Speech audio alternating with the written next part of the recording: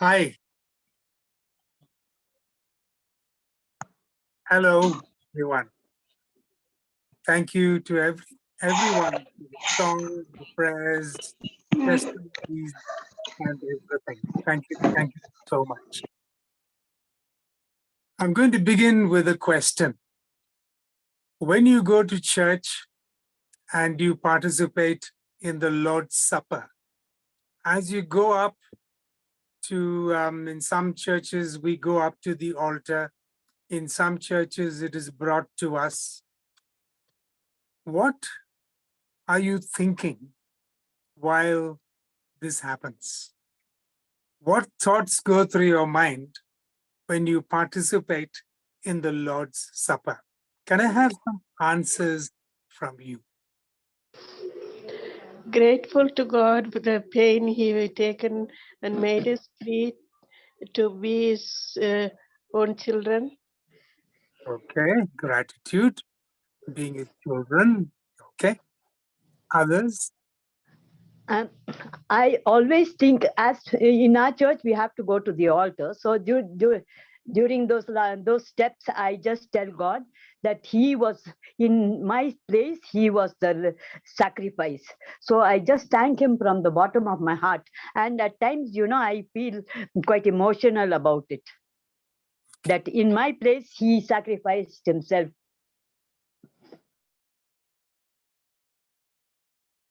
Thank you, Adelina. Unworthy people, God gave us a chance to come into His presence. We are grateful for the Lord for His supreme sacrifice. Ask Great. for forgiveness. Asking for forgiveness. Okay.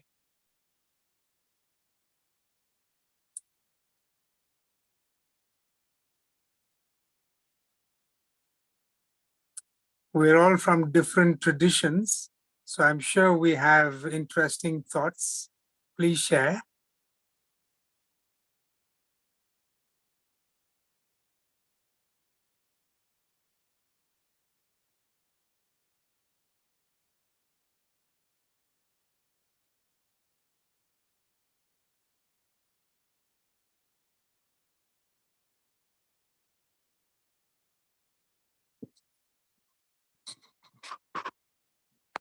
Okay, if that's it for now. Okay, let me see.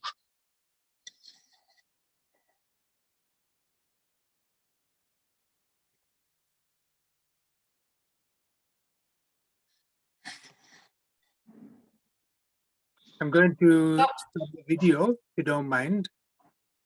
Some time ago, I came across the following incident or story that happened.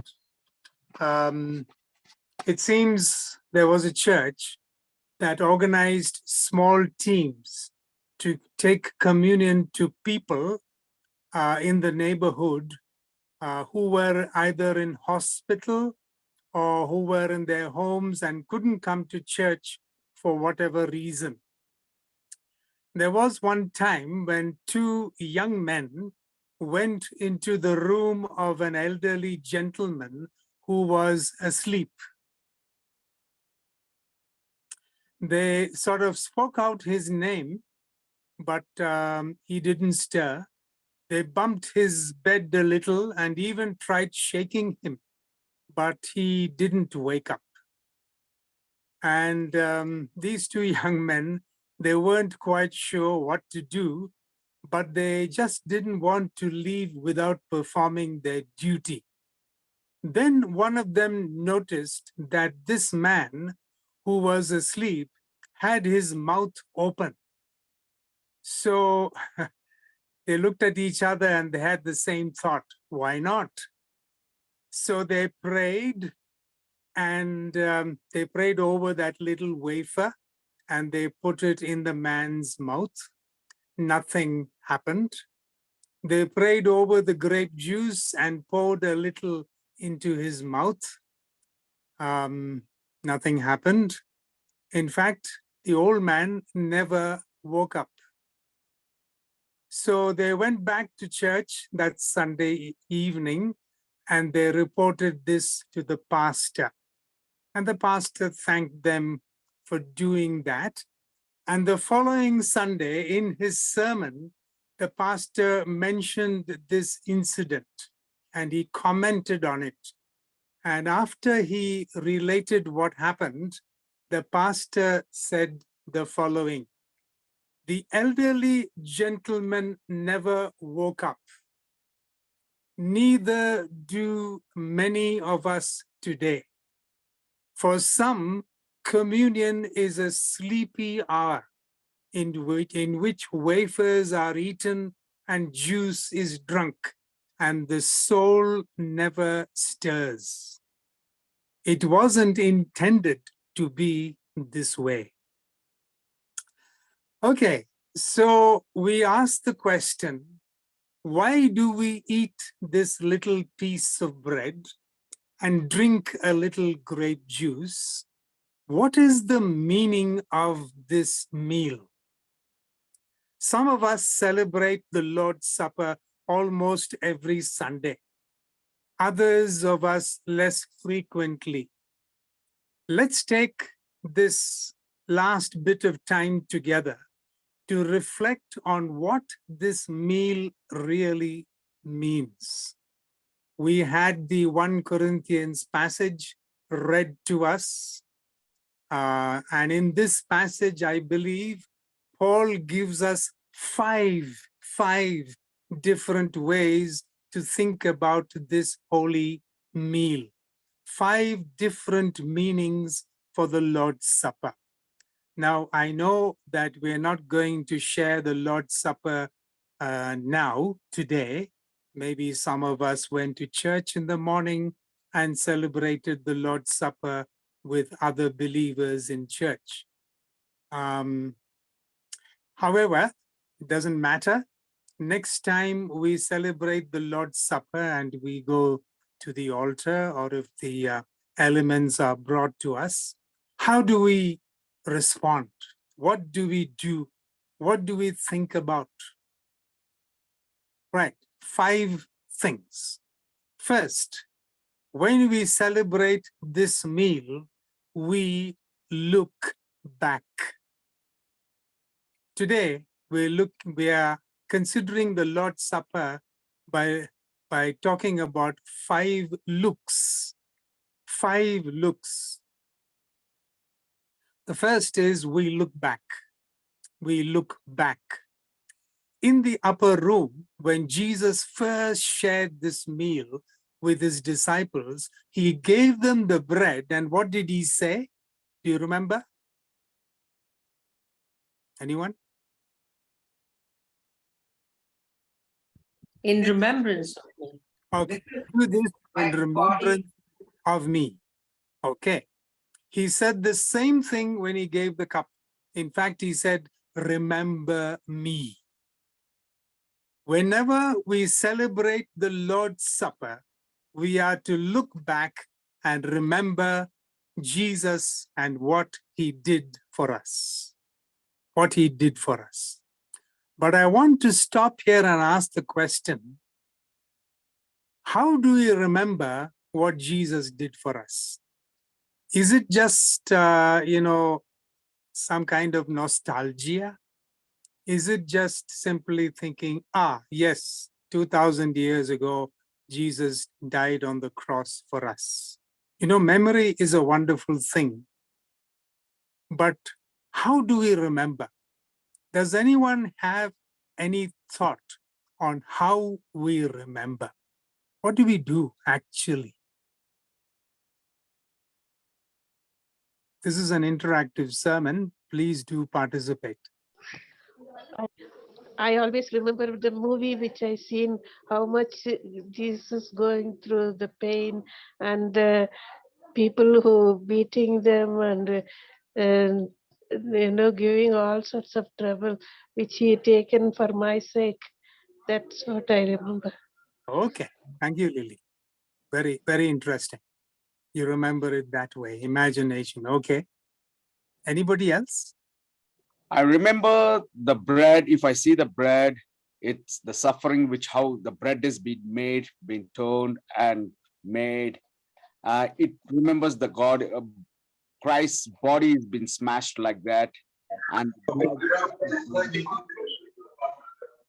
which is shed.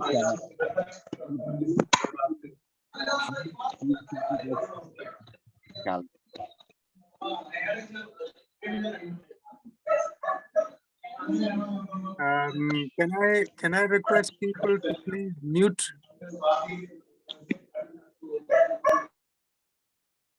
Okay.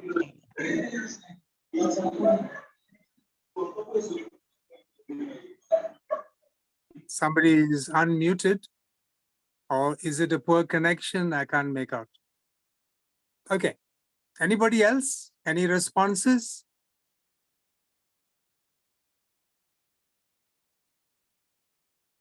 Okay, Tom, sorry, Tom. carry on. Claudette. When I remember someone, it is the experience that I've had with them.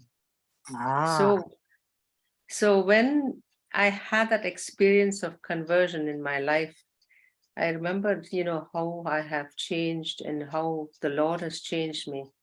And that I keep remembering, and then I keep growing in it. So like a friendship we grow in on earth, we always kind of connect with them consistently. Otherwise it doesn't grow. So that's how I remember the Lord. okay. Right. So memory is a wonderful thing.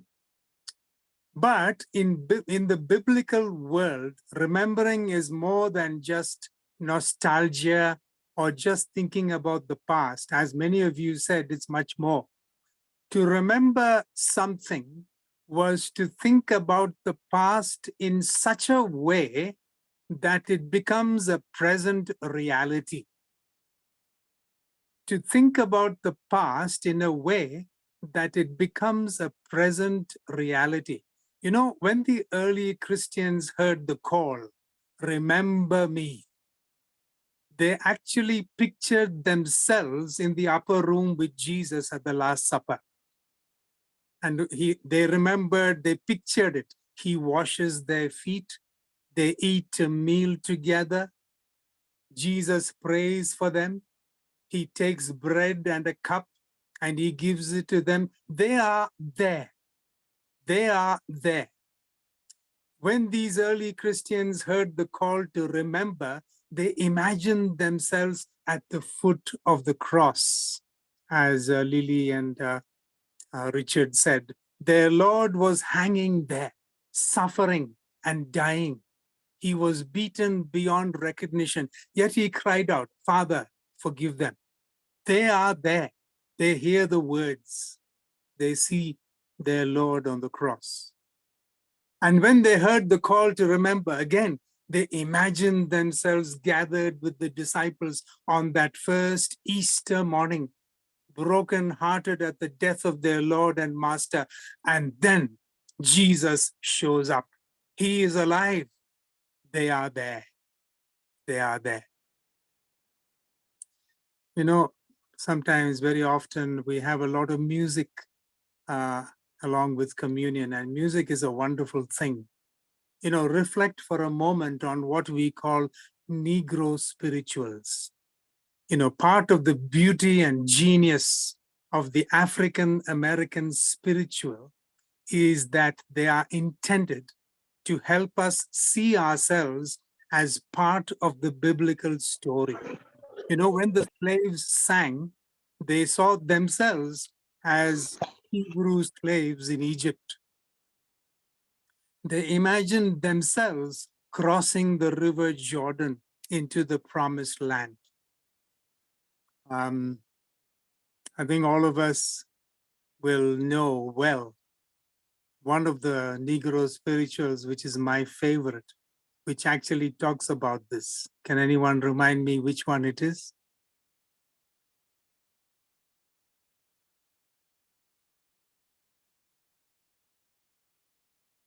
No, I'm sure you all know it.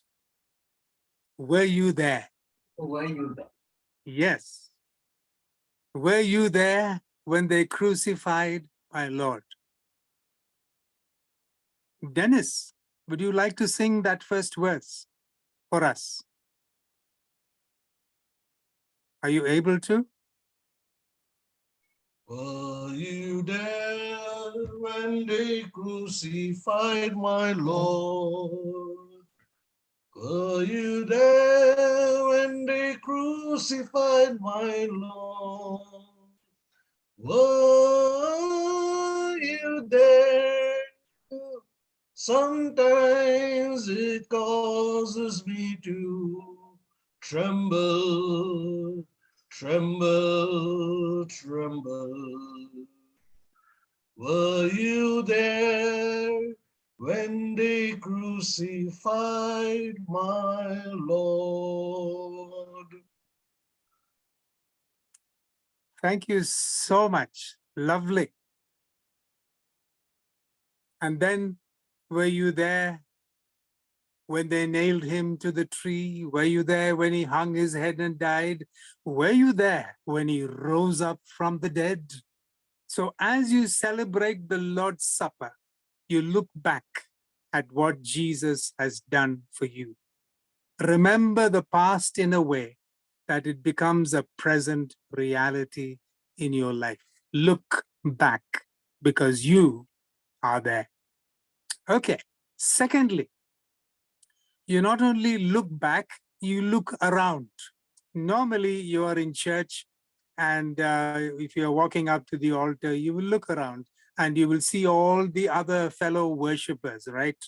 Even now, if you are on a big screen, you can probably at least see the people who are on this Zoom meeting. At least you can see their names, even if you can't see their faces. I wish some of us could actually, come on and put on our videos so we can see each other. Maybe at the end, we will try and do that. It helps. Anyway, so look around at your relationships with other Christians. When we come up to the Lord's Supper, we look around at all the people, our fellow worshippers, our brothers and sisters, and we think about our relationships with other Christians. In fact, this is actually the main emphasis in this passage. In this particular passage, that is the context. In verse 28, Paul says, examine yourselves. And then he says, discern the body. Discern the body. This isn't talking about an individual inward look. No. This means examining the relationships you have with others, the body of Christ. There were problems in the Corinthian church. There were different factions, groups. So Paul challenges them to focus on repairing their relationships with each other. One of the names for this meal is communion. Communion. It is a meal that shows our union with each other, our unity, our oneness. Look around. Look around. Are there people in your life that you need to love, you need to forgive? Are there relationships that still need healing? Is there someone you need to repair a relationship with? You had a difficulty with someone over the last week or month or year? I heard a preacher once who described the church as porcupines who come together on a cold night. What happens when porcupines come together on a cold night? And they try to huddle together for warmth. What happens? They poke each other. They hurt each other. And anytime people live together, whether it is in a church or in a family, there's going to be this poking each other, hurting each other. You're going to have conflict. That's why communion is an invitation to look around. What relationship in your life needs to be restored? Okay, so look back, look around. Thirdly, look up. Look up to your relationship with God. Matthew, Mark, and Luke all tell the story of the first time Jesus celebrated this meal in the upper room with his disciples. In 1 Corinthians, Paul also tells the story. And each time the story is told, there is a different detail added. That itself makes a fascinating study. Each story is told a little differently, but one thing they have in common. And that is when Jesus takes the cup, he says, "This cup is the new covenant in my blood." This cup is the new covenant in my blood. A covenant is a relationship, a formal agreement between two parties. In biblical times, covenants were sealed with a sacrifice, with blood. The old covenant between the Israelites and God had many different sacrifices. But now, through Jesus on the cross, we have a new covenant. Through Jesus' blood, we have a relationship with God. Look up, focus on a relationship with God. I grew up in Madras. I grew up in Garrison Church in St. Thomas Mount most of my youth days. I knew the basic Christian story, and I had a decent understanding of Christian teachings and what was right and what was wrong and all that. However, my faith only came alive in my late teens when I realized that God wanted a personal relationship with me. The center of Christianity is a relationship with God through Jesus Christ. There is more to being a Christian than that. And there are different ways of living out our faith. But at its core, Christianity involves a relationship with the God of the universe. When we celebrate the Lord's Supper, let's look up and reflect on our relationship with God. What do I need to do so that I can grow, so that you can grow closer to God? What does God want in your relationship? Look up and grow closer to God. Okay? Look back, look around, look up. Fourthly, look out. Look out. Yeah, look outside of the church to those who do not know Jesus, to those who have never heard the good news. In verse 26, Paul says that whenever we, and these are his words, eat this bread and drink the cup, we proclaim the Lord's death. We proclaim the Lord's death. For a long time, I didn't understand this statement. What is it about eating a little piece of bread and drinking some grape juice that proclaims the good news of Jesus? How does the world hear the message of Christ when we eat this meal? What do you think? How do we proclaim the death of Christ when we have the Lord's Supper? How do we proclaim it to the outside world? How does it happen? Do you have any thoughts? Anyone?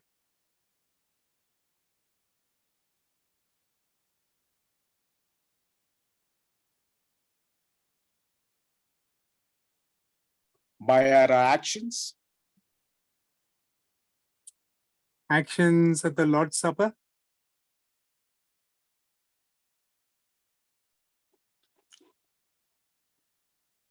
I'm not surprised if you haven't thought of it, because I didn't think of it for a very long time, till quite recently. It's quite interesting. The Greek word for proclaim, you proclaim the Lord's death. The Greek word is messenger. We are God's messengers. We are messengers of the good news, the gospel. We're messengers of good news to a world that desperately needs good news. And I think of the following things, a few things. You might have other things. Maybe when we gather to celebrate the Lord's Supper, the message of Christ is proclaimed in the sermon, which usually accompanies, the Lord's Supper. We go to church, we hear a sermon, we either have the Lord's Supper before it or after it, depending on your tradition, but there is an accompanying sermon. And that's how we proclaim the death of Christ. Or again, we proclaim it in the unity and oneness that we share. We all come together as one body who love one another. If we have something against one another, well, we don't come to the Lord's Supper. We can't proclaim the death and resurrection of Christ, the unity and oneness. Or maybe the act of coming to worship, committing our time on a Sunday morning, that, we could be spending that time doing any number of other things. But the coming together as one family, that gives a message to those around us to say, look how these people come together. Look how they love God and how they love one another. In that way, we proclaim the good news. Or maybe there is some other mysterious way it happens, which God works out. However it happens, when we celebrate the Lord's Supper, we are proclaiming the message of the death of Christ. We are to look outside the church, tell the world of God's love in Jesus Christ. And this has to do with one of our key words as Christians, evangelism. We're all to do the work of an evangelist. And we do it in a way that is consistent with the Bible and with our personalities. So part of being a faithful Christian is telling others about Jesus, inviting them to follow him, to sharing your story of God's love. Okay, look back, look around, look up, look out, and finally, can anyone tell me what's the last one? Look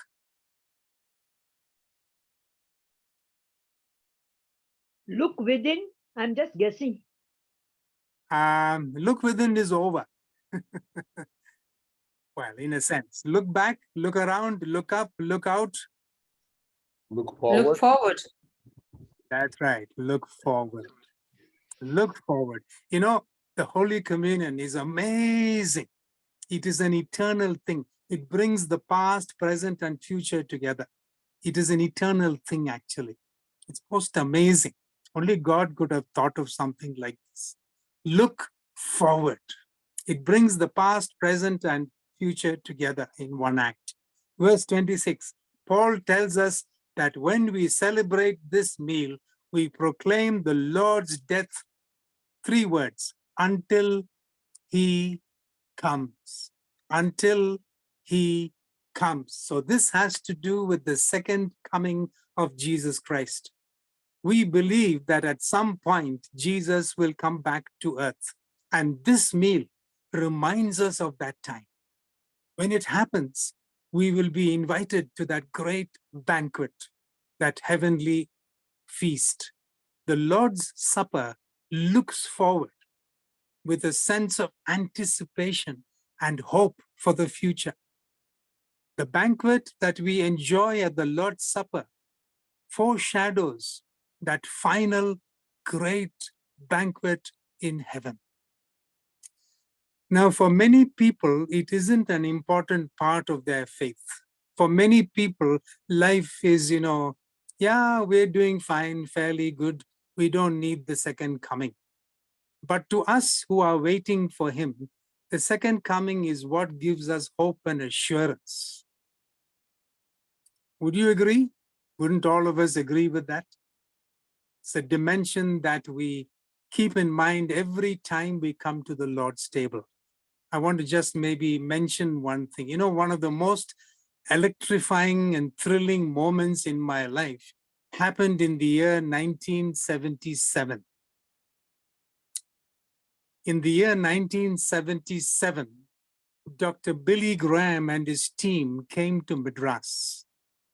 He held evening crusades for 3 days, 6 p.m. every evening, and some 40,000 people attended daily. I'm talking about 1977 in Madras, 40,000 people every evening. It was a glorious time. And I was particularly thrilled because I was in charge of organizing the volunteers over those 3 days. I had a wonderful time. On the last day, the core committee, along with their spouses, were invited for a special tea, a meeting with Dr. Billy Graham. And it was a most wonderful event. After all the welcomes were done, Billy Graham rose up to speak. And you can imagine how special it was for young people like us to be there. He first thanked everybody, he thanked God, and after he shared a few Bible verses, he finished off by describing the heavenly banquet that was going to happen at any time, in the skies. And he looked at all of us and he finished by saying just 3 words: see you there. See you there. And then he sat down. For me and for many of us, that was an electrifying moment. It was as if that banquet would happen the next moment. Quite exciting for us. And I think the Lord's Supper should have that same kind of thrill and excitement for all of us. Let me put it like this. At some point, life is likely to become very difficult for all of us. And many of us on this group have been through such difficult times. And if the rest of us haven't been through that, well, it comes to all of us. And it could be a personal crisis that you go through. It could be a global problem like the pandemic. It could be a severe illness that we have or are going through.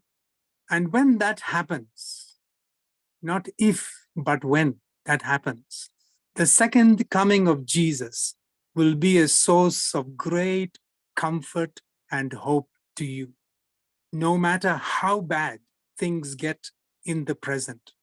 Our belief in the second coming of Jesus brings us hope that the future is going to be not only better, but is going to be perfect.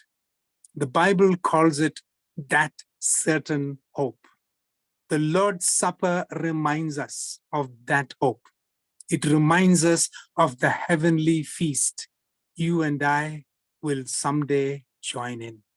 And this meal reminds us that the future is in the hands of God, not in any man's hands. Therefore, we can look forward with hope. And so as I finish, look back, look around, look up, look out, look forward. 5 ways to understand the Lord's Supper. 5 ways to live in the endless, undeserved, and unlimited love of the Lord Jesus Christ. Thank you.